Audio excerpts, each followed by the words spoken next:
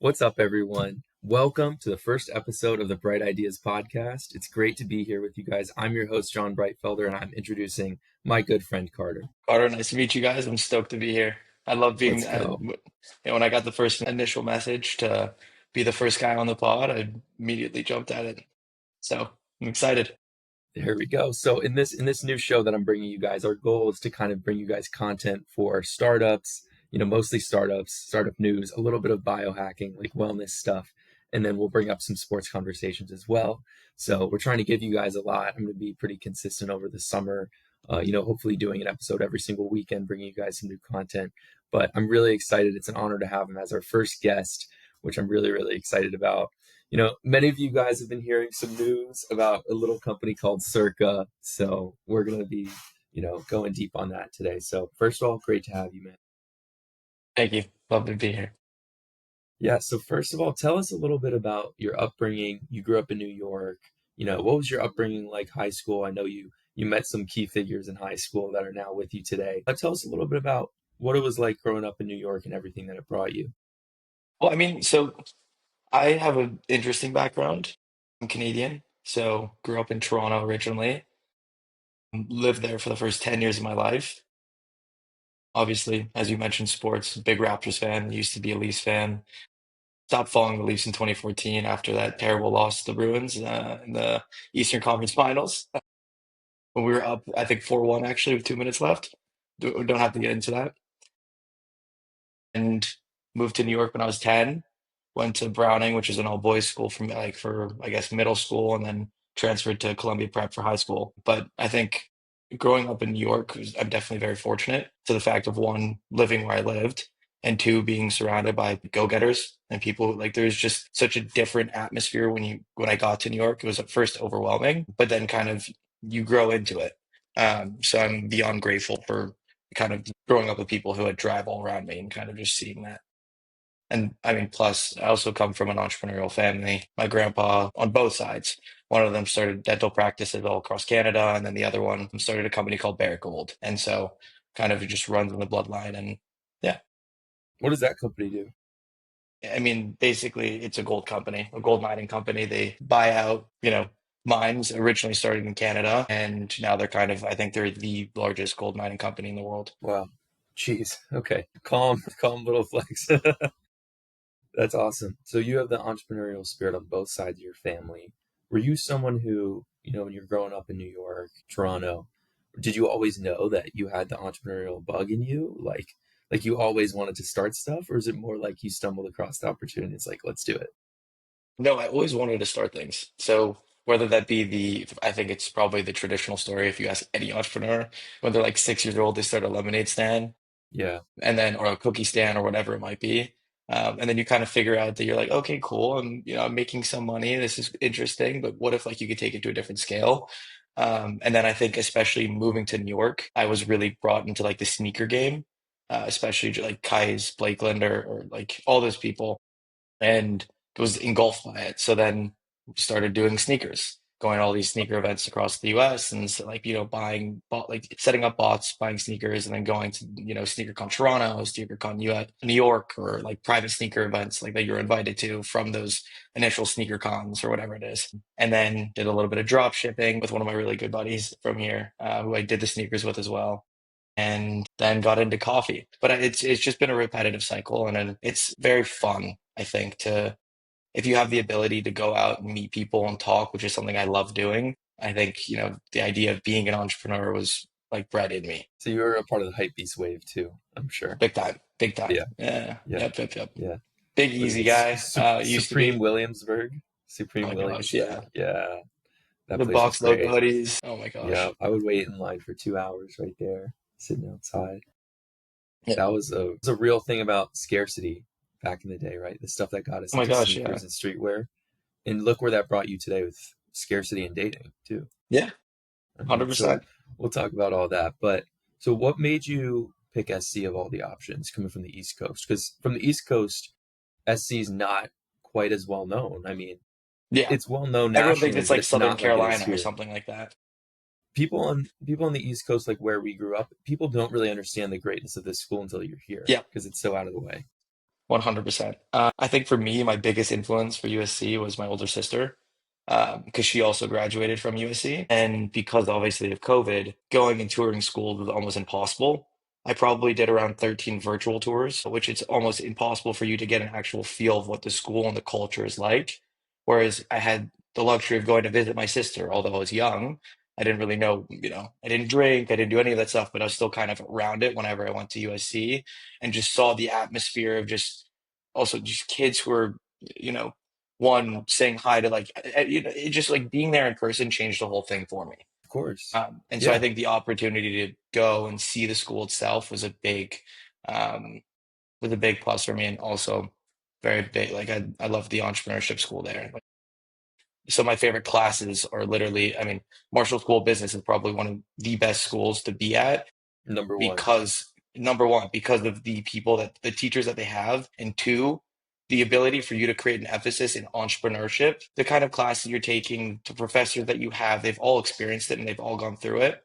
And so I think that was also another thing that really drew me to the school. I mean, yeah, the Greif Center's number, like literally number Yeah, one in America. yeah, And where yeah, did we meet? We met in Borquez's class, yeah, 465, right? yeah, yeah, yeah. And he's the best. He's actually the best in the Yeah, school he's when it awesome. comes to, yeah. And what did he teach us? Like we did so much like Web3 stuff, even though it felt like after the I learned curve. learn how But to use Figma.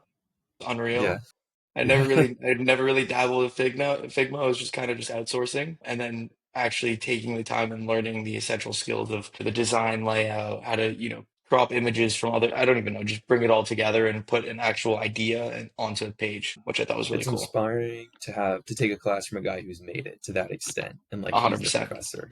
And Yeah. like he knows how it's done. It's amazing. And the entrepreneurship community here is tight.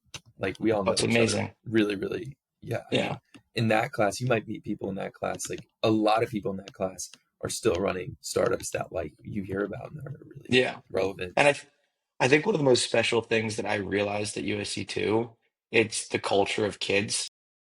Because it's like, for example, in all your classes, I think one of my favorite classes of all time was Albert Napoli's, whereas he really makes it so that each student tries to get to know each other. People who wouldn't tend to say hi to each other on, walking past one another. But he created this class or this culture within his classroom that, you see some kid out, rather like a random part of LA, you're saying hi to each other. Whereas in most cases, you don't say hi to 90% of the students in in your big lecture halls or your 60-person classrooms or whatever it might be. But I think, Napoli's the best. yeah, I think just the culture that was incentivized is not just through his class, but also other professors as well. It's an engaging classroom. People are actually interested in what the others are doing or what they have to say. It's not just I have to sit through class and then I'm going to leave and I'm not going to talk to anyone. Everyone's very upbeat and wants to talk, You which I took love. family business with Napoli? Yeah, Yeah. Yeah. I mean, he seems great. I'm taking it in the fall. So I got to meet him you're before. He's gonna love that awesome. class.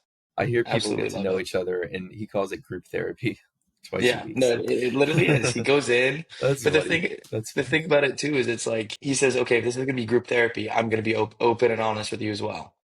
So he said, ask me anything, literally anything. Kids can ask him whatever the hell is on their mind, and he'll answer it straight shoot. Yeah. Yeah. So we're lucky to go to Marshall. I mean, this Very is one of the lucky. rare business schools where they encourage you. They really push entrepreneurship, like almost every other school, which pushes you into the traditional fields. But we're lucky to have that here. Well, I mean, granted, there is that as well. I mean, there's a huge culture around investment banking and a lot of kids who do that. Yeah, of Yeah, course. it's definitely a much different culture when it comes to Different. the entrepreneurship space. Yeah. So your first project after sneaker reselling and drop shipping was Moe's. Tell us a little bit about that, Yeah, where that so came from. So Moe's coffee, it's Australian brewed coffee. It's sourced from out there and distributed throughout stores in Toronto. And I got a call. It was the middle of my sophomore year from my grandpa, because my cousin originally, she studied abroad in Perth, and she fell in love with this one little cafe. And the one little cafe happened to have a partner called Griffith Brothers, and Griffith Brothers distributes to almost, 70 to 75% of all of Australia. They've been a family-owned business since 1879. Mm, And she's like, I have nothing to do this summer. I'm gonna start a coffee truck. So she started Moe's because Moe's her name and, you know, very clever and started the truck. My grandpa realized that people love the coffee, they love the beans, and they wanted to, they wanted to buy the beans, but they couldn't buy them because she only had enough to last her throughout that summer. So he then called Griffiths Brothers and figured out all the logistics that we would need in order to actually have some sort of partnership and distribute their product in Canada. He called me up. He goes, "Hey, can you make me a deck and a business plan?" I was like, "For what?" And so built up the deck, built up the business plan, and then we ended up onboarding, like bringing on a CEO. She worked at Tim Hortons for a long time. So she knows the coffee space in and out, and then brought on like a CMO, and then obviously my grandpa has worked with a couple financial guys before, so he brought on one of his friends as CFO, and kind of the company really started coming to fruition. But we still didn't really have much of a design. And I remember sitting in a coffee shop, playing around in Figma, learned it in Vorkez's class, and came up with the actual logo of what it looks like. I think they actually have a bag of it here, but it was like one of That's fire. it was one of the what do you call it, like the testing bags. It's not the real product, but it was one of the sample bags that we started with. But we've come a long way, and it's currently now in 20 stores across Toronto, two brewing, and then two contract spaces with offices doing their monthly supply. What's special about the Australian beans? So when you think of coffee, a lot of people associate acidity with coffee. Very acidic. It's probably it causes problems to your stomach or whatever it might be. But it's a lot less acidic. It's a little chocolatey. It's sweeter, so you don't really need that sugar or that extra. You go grab Splenda and put two in. You don't really need that. You can just take it how it is. But it's best in its shot, and it's like an espresso form, but works with anything. And me as someone who drinks probably 2 to 3 cups a day, I remember when my grandpa sent me that, I was like, "There's no way the coffee's that good," because I never was able to get out in the summer and try my cousins. And so I brewed it in my house, and it was I was like, "This is the best coffee I've ever had." So I started doing sampling, went around. I brought it to Ministry of Coffee. They loved it, but we That's didn't our have favorite enough to spot. favorite spot, That's the best. and we just didn't have enough to supply. Or like we put it in the back burner, like, okay, we'll deal with this later, and just started doing testing and sampling, and everyone loved it. Ministry So said no to you? no, no, they wanted to place a big order, but it was like we Oh, can't do perfect. that. Yeah, we How couldn't come? do it. Why didn't it work? Well, we didn't have enough supply to like ship it in. It takes too long. Gosh, We didn't have enough that's product a at the missed time. opportunity. Wow. Yeah, That would have been but sick it's if you also got your they're coffee. an Australian coffee shop as well, so they also already Yeah, have. exactly. Because you see Yeah, this stuff. That's why yeah. I like their. So is all their coffee Australian as well? I didn't know that. Is like their coffee or just other All of coffee in general? Ministries? No, all of Ministries coffee. All Or of is it? Ministry, yeah, it's an Australian It's all coffee company. Australian? Okay. Yeah, Okay. yeah, Yeah. yeah. Having gone there for 2 years, I didn't know that it was all Australian. That's pretty cool. No one really knew that. The thing is, It's good. It's the great best selling coffee. point about it too is like when you think coffee, what do you think? What's the first thing that comes to mind? Just about coffee in general. Yeah, just like where it comes from. I don't know. I mean, there's varying quality of coffee. Like some of it has is moldy, some of it's Yeah, fresh. I mean, but it's like most of it's acidic. Yeah. yeah, not the actual taste or like like the experience, but kind of just like when you think of coffee, like where do you think that the beans come from? Where do you associate with? Like Colombia, probably. I have no idea. That's the thing. I don't know enough about Okay, coffee in so general. yes, I mean there Colombia? you go. I guess so. I hear Colombia a lot. Yeah. But one of the biggest things is if you ask any coffee lover, anyone that loves coffee will tell you that the best cup of coffee comes from Melbourne, Australia. And so the whole thing was And bringing I'm a big coffee lover. that experience and Yeah. whatever the pleasure that they get That's from cool. drinking I that never coffee in heard of that. Australia to Yeah. Canada.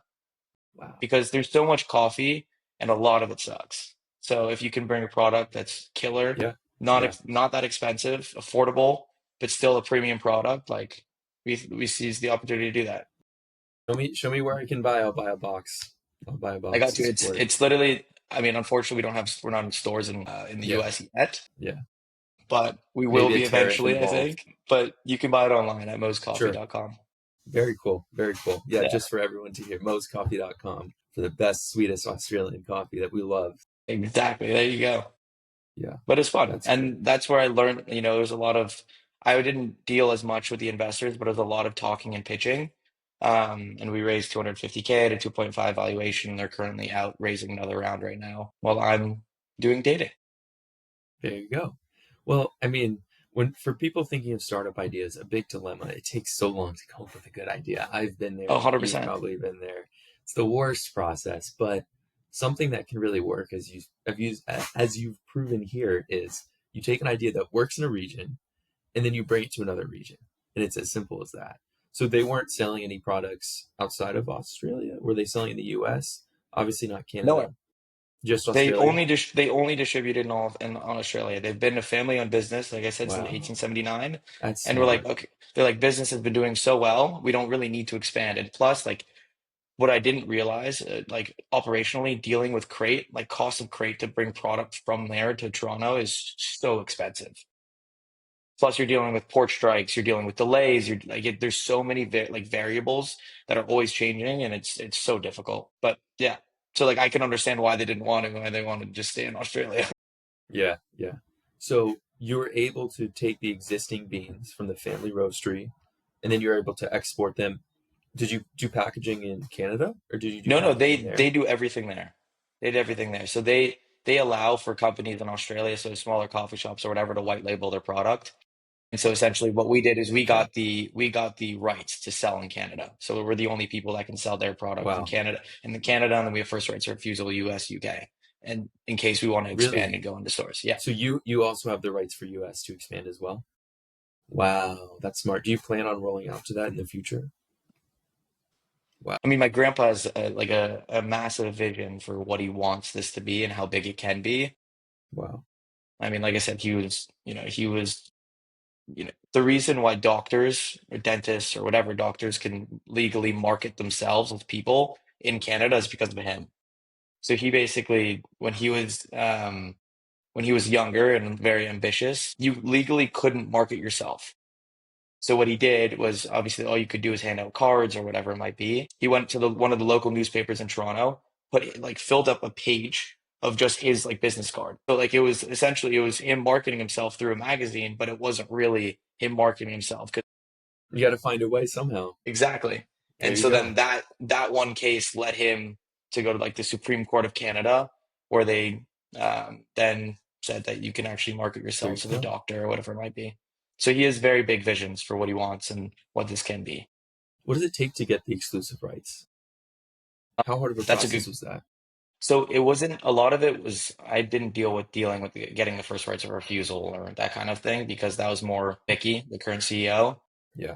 because she knows the coffee space in and out. She worked in the space for 30 years. So I wasn't going to try and, figure out something like she knew No, exactly yeah, the of playbook course. on how to do it. So it was a lot more efficient for her to deal with that rather than me. But I can ask her and I can get back to you. So now you're in stores in Canada and you have online shop. That's cool. Wow.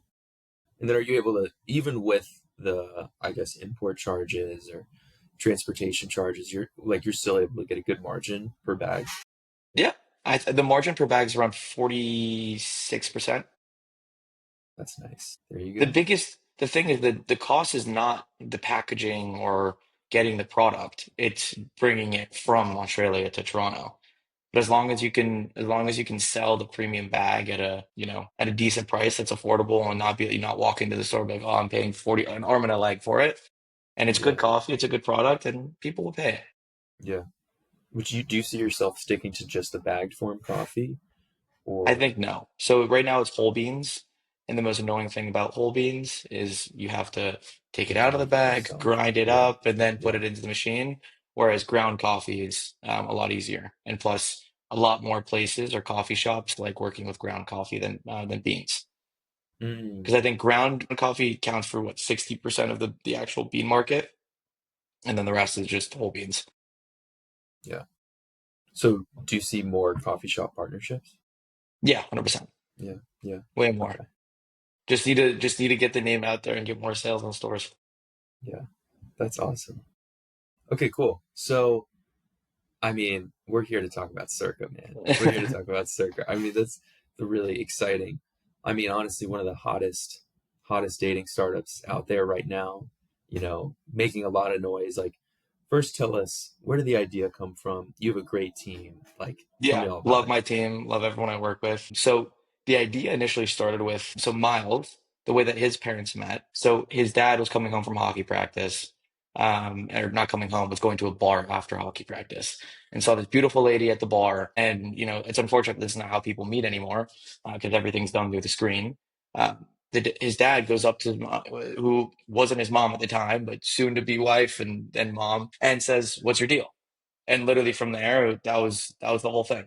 That was the whole interaction. And next thing you know, they're married and they have two kids. So yeah, so that was the initial story. And Miles started talking to friends and asking people about, how do are you people in relationships? How did you meet your significant your? And a lot of people said, "Oh, I met through a friend of a friend. I met through a mutual, whatever it might be." And so then something in his brain clicked when he was working at Evercore. So he started to actually really look into the actual details of certain statistics, whatever. And he found one of the biggest stats that he found was 45% of people between the ages of 18 to 42 meet through a friend of a friend. So why the hell are people still using stranger dating apps? Like why? There Yeah. has to be some Yeah. it just didn't make sense in his head. So he's like, what if we create this? And so I got a call from him last August about the idea. He had mock-up sketches, had an outsourced dev team that he was like starting to work with, and really happy that we switched from the outsourced dev team. But and showed me all these mock-ups. And one of my biggest things that I always tell Miles is that dude can sell anything. He is so well spoken. He knows this idea to the T. He knows how he wants to execute it. And after speaking to me on the phone, although I was doing coffee for a year and a half, I was like, sign me up. It's also as someone um use the dating apps. I've delayed like Raya and Tinder and Hinge, whatever it was. Um, I never really ended up. I feel like a lot of the time it was used for validation. There was no real need to go in and meet people off of it because I didn't really want to go on a date with That's a right. random person. I That's liked right. being Yeah. like I would go on dates that my friends introduced me to. But other than that, like it just wasn't. It never really clicked for me. And then after hearing this idea, I was like, this is awesome. And as someone who's experienced the shittiness of the dating apps, being a Of part of course. this new kind of culture where you can bring people in person and use an app as like a facilitator, I was all for it. And I just wanted to be part of that big movement or that big change. But when you think about it, you're totally right, bro. You're totally right because almost every single relationship that I can think of my friends, people that I know, Met through a everyone has mutual. met. You either meet in person, you meet through a friend. That's the key part of it. That's the key part of it because when you meet a friend of a friend, or you're being set up, or you meet organically through a friend of a friend, you know that that person's vetted, which is the key thing with your business. When you go on Tinder, you don't know who could be on the other side. It's not necessarily a safe environment, right? Yeah, not at The all. person on the other side of the screen is unvetted. You don't know anything about it. So this seems like something that the world needs for dating. I mean, especially people who lived through COVID, this idea of trust has become so important. Whereas it wasn't really looked at before because there wasn't as much catfishing, there wasn't as much like lewd messaging, there wasn't Yeah, AI, so you couldn't really yeah, fake being somebody that you weren't. no. Uh, Whereas Now it's so because of easy. this, now it's so easy. You have It's no way too idea easy. who's on the Exactly. other So side of the screen. so if you have a platform that facilitates introductions, whether that be through a first or second degree, mutual or person, it creates so much like it makes it so much more impactful and meaningful. Whereas you're actually interested to get to know the person because one of your friend vouches for them, says they're an awesome person, they love Yeah, this, you guys would get yeah, along. So exactly. immediately you're excited about going on the date rather than taking a shot of tequila before going on a random Tinder date because you're nervous or you're scared or you have the jitters. But yeah, um, that's kind of my little spew on it. And plus, there's so many stories that I've heard time and Yeah, time again, and I think one yeah, of my tell favorite me. things of doing Yeah, customer research is hearing these wild stories. there's a lot of them. Oh my gosh, I mean, there's one that's a graphic we will not get into. It's gross. I'll just keep it short. They called him, his nickname in London is called the Poop Gobbler. We'll keep it there. It's short and Okay, succinct for that. okay, And then there was this one actually I talked about more recently, but it's a girl from Toronto, met a guy on one of the apps and thought he was completely normal because he had a normal profile. He was okay, no mutuals, but he looks normal. He went to this high school in Toronto. Maybe like, there's no way that he's off. He's 2 years older, whatever. So he invites her over for a movie. She says no. Then she invites him over to hers for a movie. So he's like, okay, fine. So he comes over, they're watching the movie together. 30 minutes in, he goes, I'm so sorry. Like, I'm really embarrassed. My stomach hurts. And he goes, okay, yeah, the bathroom's down the hall. Go ahead. So he walks to the bathroom, or so she thinks, comes back, 5 minutes later, same thing. Goes, do you mind walking me home? She was like trying to be polite. She obviously says yes and walks him home. And gets back to hers and plays the movie again. Starts like watching it from wherever they left off, but starts hearing these weird noises in the basement. So she gets really scared, No. runs Oh up to the God. only room in her house that locks, and calls 411, which is like not the emergency number in Jeez. Toronto, but it's like the non-emergency contact that you call. And as she's on the phone with them, the people that are on the other line realize that someone else in the house picks up the phone, so someone else is listening in on the conversation. And so they immediately, being smart, said, "Don't worry, you'll be fine. Go hide in the closet for 10 minutes and come back out, and I'll be God. fine."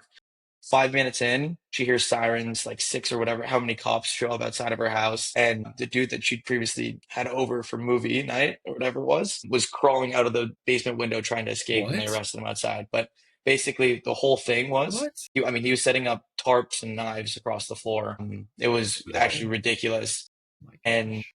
the craziest thing about it is when he said he had to use the bathroom, he actually went downstairs to her basement to unlock the window so he could get back in later. And when she walked him home, it was like a 15-minute No. walk. She then, as she was walking back, he gets in his car, drives to hers, and meets her there so he can go into the basement and start setting up. So what she heard was literally him setting up in her basement, Setting up. like setting up the tarps and the knives. I don't know what he was going to do or what was going to happen, but yeah, What? yeah, that was one of the wilder ones that I heard. What? Yeah, Are you serious? yeah. My gosh. So that guy's an insane. That guy's a psycho. Yeah, I mean the thing you Oh my I mean, gosh. I'm sure you've watched the Tinder That's Swindler. terrifying. That's terrifying. Oh my gosh. Yeah. There's just so Jeez. many stories of this that are Did not left expect to hear unspoken, that. and a lot of people don't really address or talk about. And I get it's frightening and Oof. scary, whatever, but um, the whole thing of what we're trying to do is make that so it's impossible. Every single person that you will meet, like the thing that we say is the app is inclusively exclusive, right? It's exclusive to yourself because it's your phone book, it's your people. Every single person that you meet on that app, you will have one degree of separation between them and whoever, because you will always have one person that you know that can vouch for said person. So I think that's ideally the most important thing of what we're trying to do. Wow. Well, I didn't expect that story. That was terrifying. Jeez. I'm sorry. Sorry, I should have, No, that's crazy. no.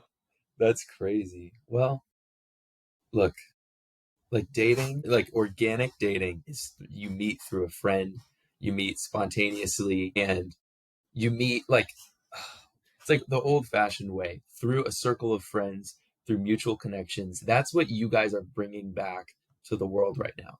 And that's what the world needs in a loneliness epidemic where people are addicted to traditional forms of social media, Instagram and TikTok and all that. And the current way of dating with these apps does not work. It does not work.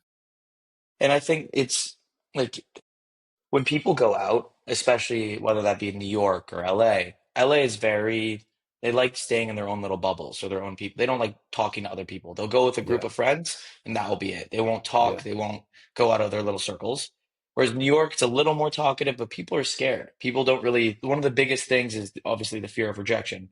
A guy is now scared to go up and shoot a shot with somebody that he's never met before, but just because he doesn't want to feel that sense of, oh, she doesn't like me because I'm ugly or something like that. It's that fear of rejection. But we want to create a platform, obviously, like I said, that's a facilitator, but also provide these like IRL experiences, whether that be dinner series, comedy shows, or whatever it is, that are specific I've for got our another idea users. for you. I would love to hear it. And just stuff like just bringing people together that, you know, are actually interested in getting to know one another. Yeah. That, like I said, that's what the world needs. The world doesn't need any more Tinder. It doesn't. No, You don't know who's on no, the it other doesn't. side of the screen. It's very surface level. You know what I mean? And it doesn't work for people. Like that's I don't think that's what people need more of. And obviously No, that's what, Hinge is a little bit different, but it's the kind of the same thing at the end of the day. yeah, yeah. Yeah. And you're basically bringing back old fashioned dating where you meet someone through your circle of friends. And that's how most successful couples that I know of, that's their origin. And like, because of that, I think this is what like the world needs Circa right now. So that's amazing. How did you meet Miles? Or you met Miles in high school, but yeah. Yeah. So I met Miles in high school, played varsity soccer with him, but was never really like, we're never like buddy, Yeah. but we always like super friendly, always just would catch up like every summer whenever we saw each other. And he was just kind of, when he called me initially, he's like, "You're always doing interesting stuff. I have this idea, da da da." Like, hit me with the, if you're up for it, we can do big things. And I was all for it. And so jumped at the opportunity, obviously. And then obviously Willie was part of it as well. But Willie's one of his really, or William Conselman is one of his best friends from Georgetown. And then also brought on Thatcher as well. Thatcher Schultz runs a bunch of, he's a nightlife guy in New York. He has a bunch of different venues across the city, whether that be in New York or Brooklyn or Manhattan or Brooklyn. So yeah, I mean, one of the coolest things that we get to do is we get to throw events, and one of the biggest costs for dating apps is throwing these events and getting the venues. And we're fortunate enough where we have Thatcher and we don't have to With pay for the Thatcher. Yeah. venues. So we're able to just That's great. at very low cost do these productions and bring people together. Yeah. So you three and then Thatcher came in later. But yeah, Okay, cool. So but not Miles much just later. saw. Okay. So Miles just heard of. So you guys knew each other, but he called you because he just knew that you're doing cool stuff. And he's like, let me just see. Yeah. Yeah, he's like, let's just see if there's any interest. He's like, we might be raising money soon, stuff like that. Although we didn't end up raising for a long time. We bootstrapped it for a It was while. a while. Yeah. Yeah, it was a decent amount of time, but it was fun. It was like, every day was something very different. Every day today is still very different because, it's a startup. You're all doing different things. You're all doing like, you know, it's hard to kind of have an exact position where you delegate it. There's certain people who deal with this and that, but a lot of us are also helping out and we're each other's backbone if we ever need it. Did he call you and Willie, with the idea of you guys doing like a specific thing, like handling like a specific part of the business, or was it just like let's just get together and see? It was no titles, no nothing. Like let's just sit down and hash out what we're good at, what we want to do, and yeah, he's like, we'll figure it out. It was never really something formally like saying, okay, I'm going to be CEO. It was Miles was like, I don't even care to be CEO. I just want to get this thing going. Like, let's get people on it. Let's get people excited. It was just the build up. And then obviously we were kind of like, we all rolled into our roles, if that makes sense. Like Willie was always the Hmm. marketing guy, although I kind of helped out with it sometimes, but he was very much doing that. I was handling a lot of like operations based things. And Hmm. Or not Willie, Miles was handling all the, lawyers, like establishing the comp, like creating the actual identity C Corp, which we were obviously on calls with and helping with, but it was mainly, it was mainly him. And so we all kind of figured out our roles and paved our own way. That makes sense. So remind me when you guys went live for your first users. So we went live basically end of February, beginning of March. Okay, earlier this year. Yeah, that's what I thought. Yeah. And then how did the early beta time go? I mean, for us, it was we initially our goal was to have 500 users. Our goal was to have 500 users by the end of month one. We at the end of the first day had like 1.5 thousand. How did that happen? It's a good question. I think we have really good friends, but it was just this massive network effect. I think it was so interesting because we had, between us three, although we're all from the city, or like Willie's more outside, he's more He's from Connecticut. Where? I'm from Connecticut. Connecticut. Um, I forget what exact place in Connecticut. To be honest, I don't really know Connecticut well at I'll have to all. check with him. Yeah. Yeah. Um, but we all had very different social circles. Like I had my social scene in New York, but I also had my scene in LA. Miles had his scene in New York, which was very different from mine. And then obviously him and Willie combined at Georgetown was just unstoppable. So, we got really fortunate where we created this hype around what the app was, and we were talking about it for 8 months. And then on top of that, Miles was talking about it for a year and a half before he actually started it. So yeah, I think we just got FOMO and people wanted to get off the wait list and people, Yeah. we've got people excited about it. And so I think that's one of the main things that we did right. Um, we Any got, yeah. platform getting 1,500 in a day is insane. Obviously, you're going to push it to your friends in your immediate circle, but the fact that it got beyond that to 1,500 users in such a short period of time is just unreal. Yeah. Yeah. I mean, we we set goals for ourselves and obviously like blew them out of the water at the beginning. But obviously, we need to stay realistic. We need to stay hungry, and it's nowhere where we're at is good enough. Just need to keep grinding. So it's for us, it's Yeah, only the beginning. of For course. us, although Yeah. we raise money, it doesn't really mean anything to us. It's like we need to really, you know, to build something special, we need to be regimented. So you had your wait list, and then a bunch of people hopped off the wait list, and then you were able to somehow refer your friends to refer other friends. Was there a Yeah, I think referral program at yeah. first? How did you do that? So we had built in initially, we changed it now, but we just had a referral page. So the whole thing was like you can send anonymous text, you could send a rose, you could send a friend invite, whether that be, I think what we realized the friend invite was the most powerful, where it's like, oh, like, hey, it's Carter, I'm on Circa, you have X amount of mutuals that you could potentially match with through me, whatever. And we realized sending those like friends or people sending out those texts was the most powerful thing. And yeah, like we had probably around 30,000. Like we probably, I don't even know how many referrals um, were sent out. I want to give you a stat and be wrong, but it was quite hectic. And plus, like I said, we had an outsourced dev team originally, so um, trying to get the actual layout and the appeal and the UI correct was hard from the beginning. And Yeah, then of we course. brought on this super talented kid, Reed Ulick, who was phenomenal and um, was just absolutely unreal and saved us. And then plus, I don't know if you know Daniel Sari as well. Brought him on initially Who's that? before. He was a kid, he graduated from USC, but has been working at Palantir as software engineer. And Palantir. so he Okay, was, yeah, cool. so he was super helpful in the beginning phases as well. Because one, none of us, me, Miles, or Willie, are not tech people. We're not coders. We're the doers. And so I think having Daniel in our corner was very helpful because when it came to onboarding somebody or assessing if the actual person that if we wanted to bring on an engineer or have someone help out, he could really assess their ability to do what we needed. Um, but yeah, sorry, I So you went on like a started out long with an tangent. no, no. This is what everyone's curious about. So you started out with an outsourced dev team. How many developers do you have now? So we have four currently. And then Four how big's the currently. team? With the team, it's you four co-founders, the dev team. Do you have anyone else on Circa, or is that it? No, It's it's just just the us. developers. Yeah. It's just the Do you plan developers. on I adding mean, more people soon? yeah, I think we're bringing on an engineer now, but I mean, all the people that we've had, Reed he's working at D Shaw, so he's not going to be our main full-time guy, but he's going to be the advisor to whoever we bring on. And we're currently in the process of finding a new engineer to kind of not be CTO, but kind of lead the main development phase of our app. So we're doing a lot of interviews there. And then we have an intern that worked under Reed, and then another person as well, which was Daniel. Yeah. So just soft. So now you've He got was your our point team. person with all things tech in the beginning. Okay, cool. So he was working with the dev team. Makes sense. Very cool, bro.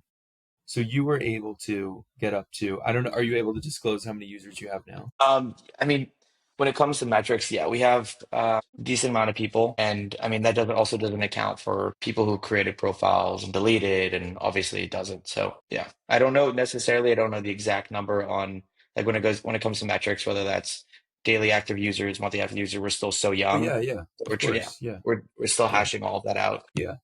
What do you attribute to getting from 1,500 in the past few months in such a short period of time? Do you think it still is the referral program, or is it word of mouth? I mean, word of mouth, I feel like is the most valuable thing for us. People talking about it. Oh my God, especially in New York. New York, it's a lot of people know Circa, which is super interesting. And we have a lot planned for a New York takeover. But I think the biggest thing is word of mouth and people talking about it. Yes, we have referrals, and a lot of referrals get sent out every day. Uh, but I think the most impactful thing, obviously, it's the best thing in marketing is when you have a friend that loves the product so much that they go and tell you that you should be on it. And the whole thing about it That's the too, it's most innate marketing within the app, right? Because since it's your network, it's your people, the more friends that you have on the app, the bigger your circle gets, so the more people you get to see. So the whole thing is having, if you can get your friends or convince your friends to make accounts and get on the app, then you're only broadening the pool of people that you can actually see. Yeah. I mean, it feels very networked. I had people from Georgetown telling me about this like months ago, and people from New York. Like when I first heard about Circa a few months ago when you guys were launched, like 200 mutuals on Instagram. People I already knew were following this page, and it's super easy for people who are already on Tinder and Hinge, which is a lot of people that we know. It was very easy for them to convert and just get on Circa because it's a new offering. People are like, I have nothing to lose. You make the experience of making a profile very easy. And then my cool like my favorite part of the app is the scarcity. It's very intentional and you only see 4 profiles a day. I mean, yeah. What I was the mean, that's thinking behind that? well, the whole thing is like when you look at the league, right? I think it's 1 or 2 matches a week, or 1 or 2 people that set you up with a week. And we want a platform where it's not just sitting down on your bed scrolling left, right like this. You know what I And you're mean? doom scrolling like you are in You're every doing other app. exactly like you doom scroll on TikTok, on Instagram Reels. You're swiping like this. You're swiping Yep. like this on Tinder, or Yep. like this on Tinder. And what we wanted to do is we want to slow down that initial phase so you actually get excited about the profile that you might be seeing. So it's like obviously we don't show the image like right away. You have to hold down and unlock the image, but then before you even see what she looks like, it goes into details about her, the prompts, and then her profile. So it kind of slows down the whole thing so you actually take time to read a little bit about the person and incentivize someone instead of just being, oh, she's cute. Oh, I don't like her, that kind of thing. So just creating more intimacy within the app. It's intentional. You It's only get intentional. 4 views a day. Yeah. And yeah, I mean, I think that's what people need right now. So we And were I in class. Oh, please. no no no. I was just gonna say, and something that I also love too about the app is the search feature. Whereas the whole saying is people have 3 to 4 crushes within a span or time period, and or 3 to 4 love interests that they might want to pursue. That, like, for lack of better words. Basically, you can go in the app and search them up and push your profile right to there. So instead of waiting weeks in order to see them on the Raya or the Hinge, or maybe whatever, you can shoot your shot and push your profile to hers. Just search by just a little search. I didn't even know about that. Wow. That's really significant too. Yeah, and it's also that's the benefit of having a mutual based dating app, because on Tinder or Hinge, you're not really going and searching people up because they're all random. Who do you search? Yeah, exactly. Exactly. I mean, the benefit of this is it's networked. And that's the really important thing. Wow. So I was in class with you when you were able to raise your first round of funding. And with whatever you're comfortable talking about, tell me what the experience was like in the thinking behind your first and your second rounds of funding. What was the thought process and how do you feel going forward? So, I mean, raising was really interesting because we were initially going to go the route of just angels. We had a lot of people who were interested. And then we had a Feed Me article. This girl, Emily Sundberg, has this article that apparently VCs love. She wrote one piece about us, and that led to VC interest. And so we're doing call after call after call after call, probably talked to around 40 different VCs. And so, I mean, which each one you learn. Whereas initially with Moe's, it was talking to friends and family. So it's very different pitching friends than it was pitching, VCs. So it's a big learning experience for all of us, especially as, like, technically, like, first time-ish founders. Yeah, no, so we didn't want to really go big. We were gonna try and keep it like 5K, um, and just do a safe round. So no equity. Just keep it super simple. And then we started to realize that is after every conversation with another VC was they're like, you can't do anything with $500,000. What are you gonna do? Like, how can you realistically, how much money do you need? Like, go back, sit down, and, like, think about how much money you need to really scale this thing. And, on our 40th ccall with Corazon, we basically, well, not 40th call, but you know what I mean. It was like we were at a pinch, and we were like, okay, we're gonna keep self-funding this thing. We're gonna bootstrap it and figure our shit out. And then we had one amazing conversation with the team over there. We're ex dating tycoons, whether that be the founder of OkCupid, ex CEO of Match Group, the Yeah. ex CMO of Tinder, and the ex Yeah. product designer for Grindr. It's a super impressive team. There you They go. started this fund together, and they had never touched a dating app, like, in the span of the entire fund's history, like, since they left the dating space. And the fact that they showed interest or early interest as well was a big sign for us that we were doing something right. And we got a term sheet for them for it's now public for 1.575 or 1.6 million. Jumped at the opportunity to work with these guys because one, they know the space in and out. Although it's the older space, the apps that we're kind of trying to deviate away from, they know the ins and outs of the whole industry. And we could not be more excited to work with these guys. So impressive. They know everything about the engagement with people, how they interact, what they think about when they're on the apps. Like they know a lot that we don't, and we're really excited for that partnership with them. So you got the dream investor for your app. Got the dream investor. That's what it sounds like. Yeah. You get to work with the people who are with, Tinder, you said, and Grinder, all the apps that have been successful. And now, your team and your investors, you understand how the dating space has changed in line with societal trends of people who are getting off of social media, going from, an iPhone to, like a dumb phone. You know what I Yeah. mean? Yeah. People realizing that it's not the pandemic anymore. We don't need to spend 8 hours every day doom scrolling on Instagram and TikTok.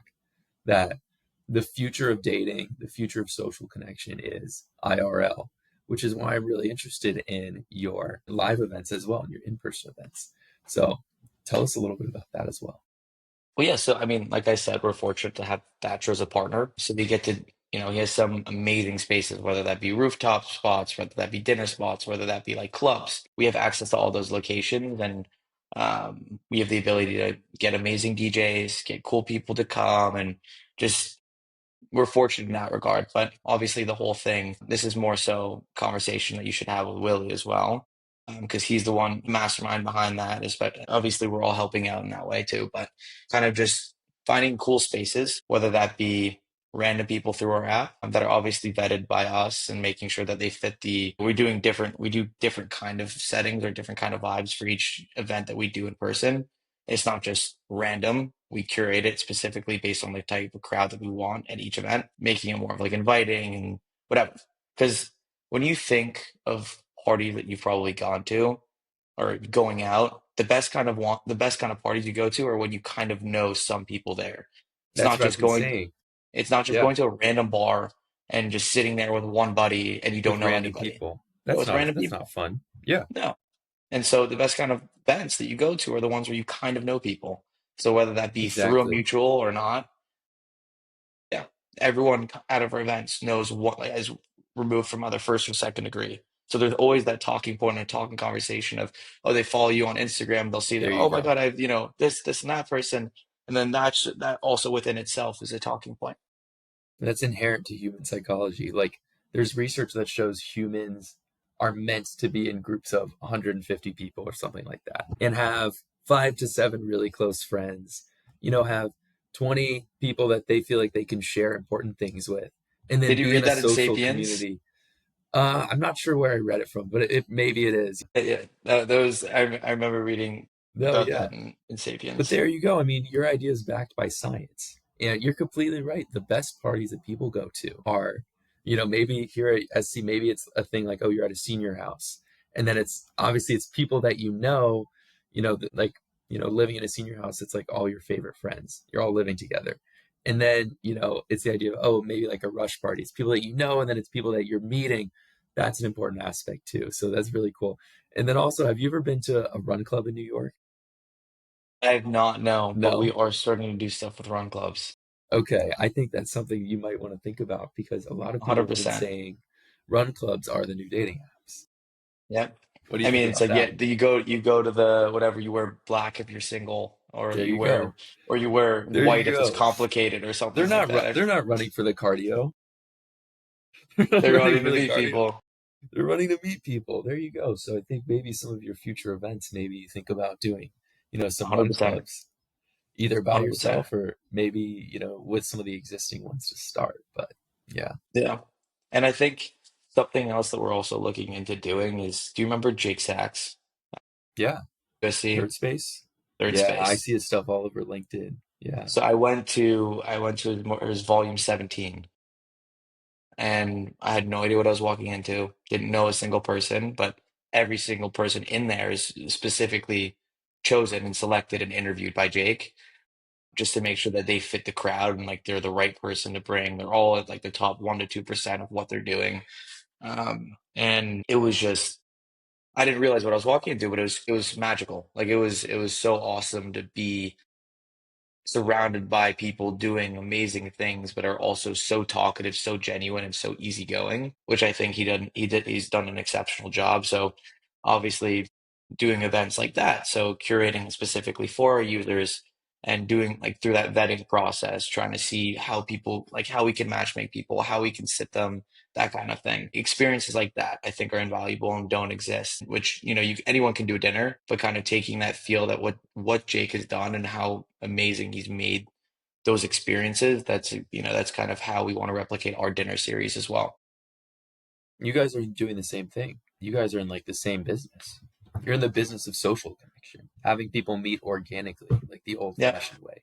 Yeah, Something that pick I that. really admire. Yeah.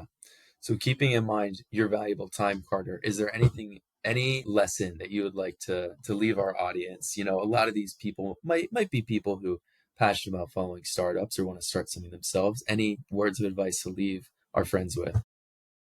um I mean, like, granted, I am 22, still so much to learn. I'm gonna make a lot more mistakes. And it's still just the beginning for me. I'm so young. Like when it comes to words of advice, literally just do it. Like there's no harm in starting. Like literally, it'll only benefit you if you really believe in something and you want to do something, just do it.